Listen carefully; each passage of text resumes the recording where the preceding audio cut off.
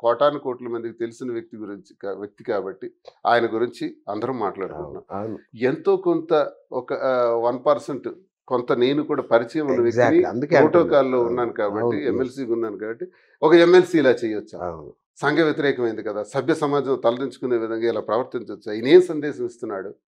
అనేటప్పుడు నా జీవితంలో కూడా నువ్వు వచ్చినటువంటి కుటుంబపరమైనటువంటి రాజకీయాల్లో అమ్మాయికి తీసుకొచ్చావు. హ్మ్. మాధురి అనే అమ్మాయి అప్పటికే సర్వీస్ చేస్తూ సొసైటీకి ఒక భరతనాట్యం స్కూల్ పెట్టి ఫ్రీగా ఎడ్యుకేషన్ ఇస్తూ ఎంతోమంది అనాథలకి అవును. ఆసరాగా ఉంటూ రాజకీయాల్లో నేను ఒక ఉమెన్స్ డే నాడు నాకు ఇన్వైట్ చేశారు. చేసేటప్పుడు all rich people, all class people, all ఒక స్టేటస్ ఉన్నటువంటి వాళ్ళు 2000 మందితో ఈమె కార్యక్రమం చేశారు. అబ్బా! ఆ కార్యక్రమాన్ని చూస్తే నాకు చాలా ఆశ్చర్యం వేసింది. ఇన్ని వేల మంది పిలుపుతో వచ్చారు కదా!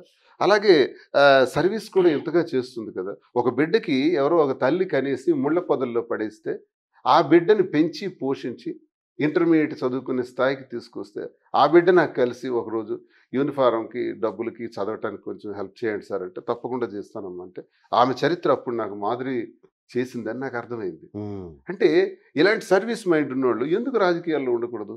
మనం ఓకే. ఎందుకు ప్రోత్సహించకూడదు? ఈమె ఓట్ బ్యాంక్ మనకు పార్టీకి ఉపయోగపడుతుంది కదా! అని ఆలోచించి అవును. మేమే రాజకీయాల్లోకి తెచ్చాం.